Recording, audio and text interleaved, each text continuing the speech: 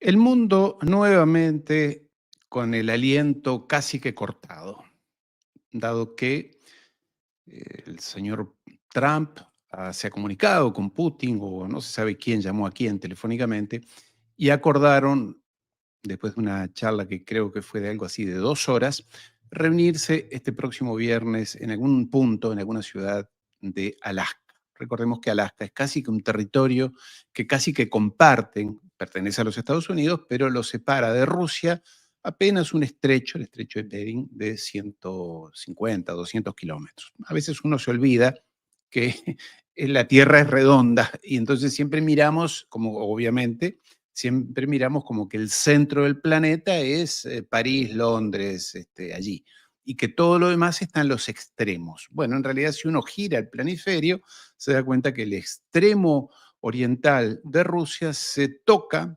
prácticamente con Alaska, que es territorio norteamericano. Y se van a reunir para hablar de la guerra de Ucrania. Digo la guerra de Ucrania y no digo paz, porque esto es algo que los medios de prensa, sobre todo los occidentales, de orientación principalmente anglosajona, dicen se van a reunir para hablar de paz porque el loco de Putin no quiere la paz. Así más o menos presentan la cosa y que el bueno de Trump y el pacifista de Trump lo quiere convencer a Putin que termine la guerra. Y lo están presentando todo esto como casi que como un acto mágico. Se encontrarán estos dos señores, al cabo de un par de horas de reunión, o lo que les lleve, decidirán la paz. Bueno, esto es un absurdo, porque las cosas no pasan así, no funcionan así. Una guerra no se resuelve en una charla de un par de horas entre dos jefes de Estado. Más bien los jefes de Estado se reúnen cuando hay una guerra, al final de una guerra, para firmar lo que ya se arregló, todo lo que ya se discutió. Que en este caso son temas muy importantes. Y no es solamente que Rusia y Ucrania estaban en guerra. En realidad, lo que hay detrás de todo esto, que a Ucrania, los anglosionistas locos anglosajones la han utilizado como carne de cañón para pelearse con Rusia y para enfrentar a Rusia. Pero que en realidad la guerra en el fondo es entre toda la OTAN, 36 países de la OTAN, contra Rusia. Y que Rusia ha ganado esa guerra. Y la ha ganado desde un inicio hasta ahora. La ha ganado indefectiblemente. Y que Ucrania no puede ganar. Y lo que queda por discutir, que no es lo menor, y es, creo yo, el tema que vamos a desarrollar en el día de hoy, es ¿de qué estamos hablando entonces? ¿Estamos hablando de terminar los combates? Sí, muy bien, pero en el marco de una discusión y de un acuerdo mucho más importante y más global, que hace principalmente a las preocupaciones del vencedor, que es Rusia. ¿Cuáles son sus preocupaciones más importantes? Que Ucrania definitivamente se defina como neutral, que no va a instalar bases de la OTAN, que no va a tener fuerzas militares de los locos europeos, alemanes, franceses y demás, que no va a integrarse definitivamente a la OTAN y que no va a dejar que la OTAN se le integre adentro. Dicho de una manera un poco arbitraria, pero es así. Es decir, que no sea miembro de la OTAN de hecho. Y después hay un debate mucho más importante que también lo plantean los rusos y está muy bien. Con Ucrania, bueno, dado que Ucrania está perdida, llegaremos a algún nivel de acuerdo. Obviamente que van a tener que reconocer los territorios que ya tiene adquiridos Rusia, pero el tema de fondo es la seguridad regional, porque hay algo que siempre repito que decía el gran Napoleón, y es que en la vida todo cambia, pero lo que no cambia es la geografía. Es decir, Rusia va a seguir teniendo como vecinos a estos fanáticos polacos, a los países bálticos, a los asquerosos nazis de Alemania, este Merz que vuelve a hablar de guerra, y cuando Alemania habla de guerra, el mundo tiembla. A todos nos entra un escalofrío por la espalda cuando los alemanes dicen que hay que armarse para la guerra. Lo mismo que los franceses y los ingleses. Entonces dice, señores, Berlín está a 1.500 kilómetros de Moscú o de la frontera rusa. Si ustedes se van a armar para, como están diciendo que lo van a hacer, para dentro de 5 años volver a la guerra, esto no es así. Así no queremos la paz. Seguiremos en guerra hasta, como dijo el canciller Lavrov, con Suecia estuvimos 30 años de guerra. 30 años. Así que, como diciendo, si tenemos que seguir esta guerra, seguiremos. En todo caso, Rusia no quiere, definitivamente, no busca territorio, no busca ocupar espacio, tiene espacio de sobra.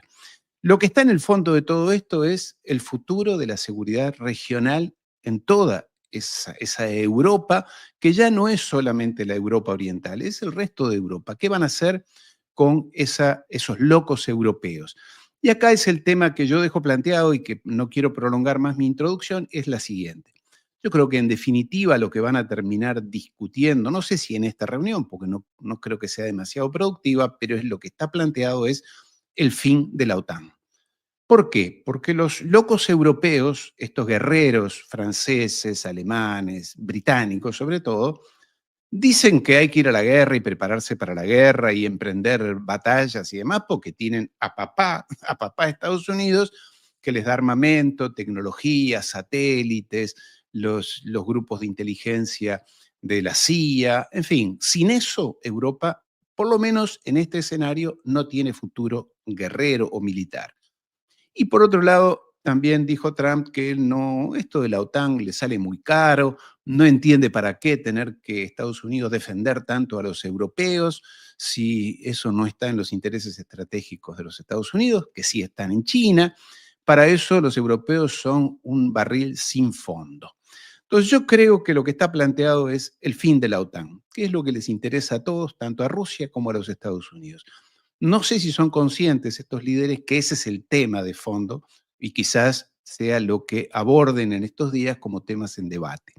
En todo caso, para hablar de este tema y de otros más, como es los crímenes que siguen haciendo los asquerosos piojosos de Israel contra nuestros hermanos palestinos, tengo el placer de compartir esta charla con mi querido amigo, compañero de ruta, Juan Antonio Aguilar. ¿Cómo estás, Juan Antonio? Disculpa lo largo de mi introducción. No, además yo creo que ha sido una introducción fantástica porque has dejado perfectamente planteado y además has tocado los puntos fundamentales. O sea, yo creo que, digamos, para entender cuál es el tablero de lo que de lo que está en juego, ha sido magnífico. Bueno, Pero desarróllalo tú porque tú tienes sí, una visión mucho lo más que profunda. queda es pues analizar un poco cómo han sucedido los acontecimientos, hechos y datos que acompañan a esto para ver, bueno, pues cuáles son los posibles escenarios que se pueden abrir hacia esta reunión, ¿no? Es decir, ¿qué puede pasar en estos días? Días peligrosos, ¿no? Días muy peligrosos. Bueno, en primer lugar, decir, Rusia siempre ha estado abierta a la negociación. Bueno, primero, si me permites una cosita. Fijaros lo cerca que está Rusia de Alaska, que la última isla rusa está a 3,8 kilómetros de Alaska. Cuando es una isla que es rusa, al lado hay una isla que ya es norteamericana, ya es pertenece a Alaska, y es la que está más cerquita de la costa, abajo, la que está más cerquita de la costa, por ahí. Bueno, son 3,8 kilómetros. De tal manera que cuando llega el invierno y se congela el agua, es decir, se puede pasar de una isla, es decir, de Rusia a Estados Unidos, andando, sin que haya ni frontera, ni aduana, ni nada. Es decir, digamos lo que significa Alaska, ¿no? Es decir, es muy simbólico el tema. Sí. Hay que decir que la designación de Alaska como punto de reunión nos cogió un poco de sorpresa a todos. Sí. Pero tiene mucha lógica, ¿eh? Es decir, Sí. luego ya repensándolo, efectivamente, tiene toda la lógica del mundo. Lo que pasa es que, bueno, como coincidía cuando estaba Wick allí, coincidía que estaba el presidente de los Emiratos Árabes Unidos, pues todos pensamos, hombre, se aprovechará la visita del presidente emiratí para, digamos, cerrar el tema porque era uno de los posibles países. No iba a Sí, ser, Putin lo dijo, ¿te acuerdas? claro, Dado sí, que está sí. aquí. No Sí, iba a ser Suiza, como dijo alguno, ni Roma, mucho menos, claro, claro. Es decir, menos. nada, decir, eso son tonterías. Igual que no podía ser Minsk en Bielorrusia, porque sería hacerlo Claro. prácticamente en territorio ruso, ¿no? Es decir, entonces, claro, eso no podía ser. Con lo cual, eso en primer lugar, ¿no? Es decir, Rusia ha estado siempre abierta a la negociación, lo ha dicho siempre. El único que tiene leyes que impiden la negociación es el régimen de Kiev. Es que hay que Por recordarlo ley, una vez. Es decir, hay por ley. leyes que prohíben expresamente las negociaciones con Rusia. Ya, es decir, que ya está bien, es decir, que parece que hay cosas que se olvidan siempre, ¿no? Bueno, ¿qué teníamos? Teníamos un ultimátum de Trump de 50 días. Luego se le ocurrió bajarlo a 10 días. Bien. En medio de eso, solo se le ocurre plantarle un 25% de aranceles más a India, porque compra petróleo ruso. Amenaza a China, amenaza a Brasil con otro 25% de aranceles y saca a 2 submarinos nucleares a pasear. Todo esto es un espectáculo absolutamente que simplemente entra dentro de lo que son las técnicas de negociación de Trump, de las que luego me hablaré un minuto, para que la gente entienda que esto no es una cosa improvisada, sino que él tiene un manual. Él tiene un manual. Bueno, pues cuando se va a cumplir el ultimátum, al cual Rusia no hizo ni puñetero caso, manda a Witkoff a Moscú. Vamos a ver, desde el punto de vista de la diplomacia discreta, el que manda al emisario es el que ha solicitado la reunión. Más, a Ushakov, el asesor presidencial de Putin, se le escapa, efectivamente, que todos tenían interés, ¿verdad? Pero al final sale que la iniciativa partió de Trump. La iniciativa no puede ser para conocer las condiciones de que propone Rusia, porque ya las conocen. Witkoff ha ido 5 veces a Moscú a reunirse con Putin. Si uno suma las horas que han estado juntos, yo creo que ya son amigos.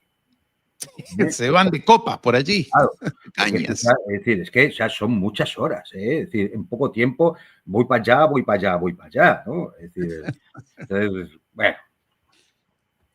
Manda a Witkoff porque sabe que Witkoff es la persona que es bien recibida en Moscú. No manda a Marco Rubio ni a Keith Kellogg, que los rusos dijeron que no lo querían ver, ni aparecer, ni de lejos, ni con un catalejo. Por supuesto, se produce esa reunión. No sabemos qué se habla, pero sí sabemos una cosa.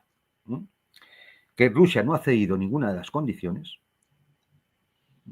y que el enviado norteamericano lleva una propuesta. Hasta el punto de que lo dice el propio Witkoff y lo dice también Ushakov cuando dice que ahora han traído una propuesta que puede ser aceptable. Marco Rubio, que es menos eufórico en todo esto, porque lógicamente él es un neocons, llega a decir que efectivamente, hombre, pues entienden mejor ahora la posición rusa. Bueno, esto todo, como siempre, hay que cogerlo con pinzas, ¿no? Pero al parecer hay una oferta. Una oferta que no conocemos. Todo lo que ha salido en prensa es ruido mediático. Yo creo que algunos han intentado averiguar por dónde podría ir, otros han intentado analizar qué podría ser, pero para que se decidiera una reunión al más alto nivel entre el presidente norteamericano y el presidente ruso, tiene que haber una propuesta, tiene que haberse hablado de puntos concretos para que cuando se produzca esa reunión, hombre, ya sepamos de qué hay que hablar y sobre qué hay que hablar. Y más o menos tengamos cosas claras. Es por eso. Acuérdate que Putin y Trump hablaron por teléfono hace, ya no sé, una semana. O sea que. No, es que además, las condiciones que pone Rusia para negociar la paz no son secretas. Han sido anunciadas públicamente por Putin, por Lavrov. Es decir, por otro lado, en Witkoff, como digo, 5 veces en Moscú hablando con Putin, imagino que se habrá enterado de cuáles son las condiciones, ¿no? Aunque el diario alemán Bild dice que es que Witkoff pues, que habla de cosas que no sabe, ¿no? Es decir, decir que es un patán que no sabe de lo que habla. En fin, pero bueno, esto indica solamente otra cosa. Bien, no sabemos realmente cuál es esa propuesta, pero sí que debe ceder en algunas de las cuestiones importantes que Rusia pone como condición para negociar la paz. Si no, no tendría sentido todo esto. Es decir, no tendría ningún sentido. ¿Por qué Estados Unidos interviene ahí? ¿Por qué lleva una propuesta y demás? Porque no debemos obviar una cosa que también se suele olvidar. Estados Unidos no es un mediador. Estados Unidos es parte del conflicto. Una parte, además, vamos, absolutamente necesaria. De hecho, si no fuera por Estados Unidos, la guerra habría acabado. Sí, o quizás nunca hubiera empezado. O quizás nunca hubiera empezado, efectivamente. Con lo cual, es decir, no vale decir eso, no, da la sensación de que Trump es el pacificador que va a ver si logra parar la guerra. No, hombre, no, si la guerra se para en el momento que tú quieras. Claro, en el momento que tú quieras. Como digo, van a hablar de las cuestiones territoriales de Ucrania. Dice el propio Marco Rubio que esto es un elemento clave. Luego eso debe estar en la oferta que lleva de negociación. Y uno piensa y dice, bueno, después de los ultimátums y todo esto que hemos hablado, ¿por qué al final Trump actúa así? Trump actúa así, yo creo, porque quiere salirse del conflicto. Yo creo que en eso él es sincero. Es decir, esto le pesa como una losa. No deja de decir que es la guerra de Biden. Y además es prisionero de sus palabras, porque en la campaña y posteriormente a la campaña dijo que él acabaría con esta guerra. Porque él sabe que puede acabar con la guerra. Porque él es la parte fundamental en el conflicto. Con lo cual, creo que tiene prisa en salirse del conflicto, pero claro, hay que salirse evitando una derrota catastrófica, en la que todo el mundo al final señale a Trump, como diciendo, fíjate, llegó Trump y al final una derrota, vamos, en toda la línea. Ahora, tú dices una cosa importante, dos conceptos, derrota y catastrófica. Lo de derrota ya está. Ahora, ¿cómo evitamos la catástrofe? Ahora hay que adornarla. Y Claro. evitar la catástrofe, es decir, cuanto antes mejor para evitar que sea una catástrofe completa. Sí. Claro, es decir, esto es lo que yo creo que empuja de alguna forma a Trump a esto. Por eso mucho de la prensa norteamericana y sobre todo anglosajona ha tildado a Trump de haber, lo ha acusado de haber cedido ante Putin. Porque, aunque el próximo día 15 en Alaska no se llega a ningún resultado, ya es una victoria de Putin. Ya es una victoria clarísima de Putin. Primero, porque Putin demuestra su predisposición a negociar. Segundo, porque el mito del aislamiento de Rusia ha quedado absolutamente arrasado. Hombre, ¿qué isla está Rusia que recibe al presidente, que el presidente de los Estados Unidos le recibe en su territorio? Sí. Claro, es decir, y porque en última instancia, si quien tiene prisa, quien el tiempo le apremia, quien hace la oferta es Estados Unidos, Putin solo tiene que ser el receptor y tomar las decisiones que tenga que tomar. Por lo tanto, está en una mejor posición desde el punto de vista de la negociación, ¿no? A partir de aquí uno puede entrar en más detalles. Bueno, uno, la propia personalidad de Trump. Trump es un personaje irracional. Y además, cada vez sale más que a lo mejor puede que tenga incluso algunos rasgos de deterioro cognitivo. Trump es un ególatra. Yo ya me empiezo a creer que efectivamente él quiere el Premio Nobel de la Paz. Sí, sí. Además, viste que los presidentes de Armenia y demás fueron ahí a lamberle las botas también. Sí, es decir, y el de Birmania también lo había hecho, ¿sabes? Es decir, perdón, el de Camboya también lo había hecho. Y Netanyahu, ¿te acuerdas? Netanyahu, efectivamente, lo había propuesto. Es decir, yo creo que él realmente al final, pues no lo sé, por ese ego, es decir, yo acabaré mi presidencia habiendo sido el presidente más maravilloso que han tenido los Estados Unidos, Premio Nobel de la Paz, y no sé si le dan el de física o algo así. Pero él, es decir, ganará Eurovisión con ese baile que él tiene o alguna cosa por el estilo, ¿no? Porque él es así, es decir, que esto viene acompañado además por un nivel intelectual bastante mediocre. Y esto lo hemos visto con algunas de sus cosas. Lo de los submarinos recientemente es una prueba de ello. Hombre, si tú tienes que saber, Donald, tú tienes que saber que de los 16 submarinos de la clase Ohio, submarinos nucleares que tiene Estados Unidos, 4 siempre están en el mar, cerca de los enemigos potenciales por una cuestión de disuasión nuclear. O sea, es decir, que es que, bueno, en fin, es decir, yo creo que no lo sabe, luego, claro, me imagino que alguien se lo cuenta, entonces se olvida o se rectifica, o en fin, es decir, Y todas no estas pasa cosas, nada. ¿no? Ahora, Juan Antonio, y el contenido real, porque Putin le va a decir lo mismo. Mire, yo territorio no necesito allí en Ucrania, lo que Sí, necesito es... ahora comento eso porque yo creo Por que favor, aquí sí, vamos a sí, ver. sí, seguramente. Luego hay otro aspecto. Trump no controla ni a todo su gobierno Ajá. ni a sus servicios de inteligencia. Importante ¿Mm? eso. Lo cual es muy importante a la hora de eso. Hay que añadir otra cosa. Se ha hablado mucho, sobre todo en la prensa occidental, están con la matraca, de que si Zelensky va a ir a Alaska, que si no se invita a Zelensky, que si se va a hablar sin tener a Ucrania en la mesa, etcétera, etcétera. Vamos a ver, decirle, Zelensky es un títere, no Claro. pinta nada en esa negociación, no pinta nada. Además es ilegítimo de origen y de ejercicio. O sea, porque el régimen ya en sí es ilegítimo. Entonces, pensar que va a ir Zelensky a qué? ¿A reventar la reunión? Mire, Zelensky tenía que tener en cuenta una cosa. Hay un dicho que dice que si las personas serias no te invitan a la mesa, es que eres parte del menú. ¿Mm?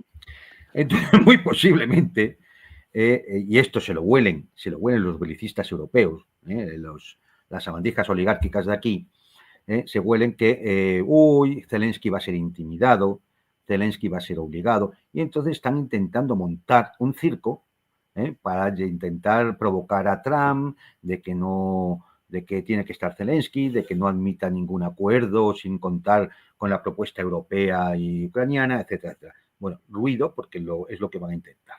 Es decir, ahora lo diré cuando diga los escenarios, ¿no? Sí. Curiosamente, y esto hay que entenderlo también, la coalición de los impotentes, estos que iban a mandar tropas a Ucrania, ha decidido que no va a mandar tropas. Bien, Bueno. ¿esto qué quiere decir? Quiere decir que ya saben perfectamente que Estados Unidos no va a estar detrás de ellos.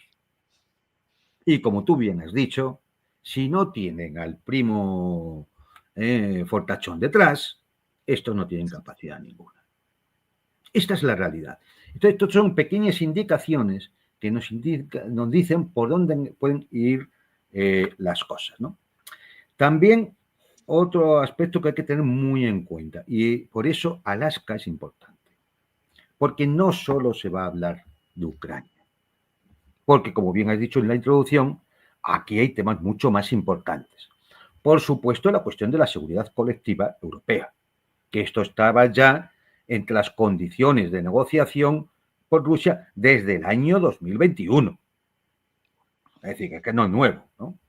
Pero además hay cuestiones también muy importantes. Por ejemplo, los tratados START de limitación de armas estratégicas, que, el New START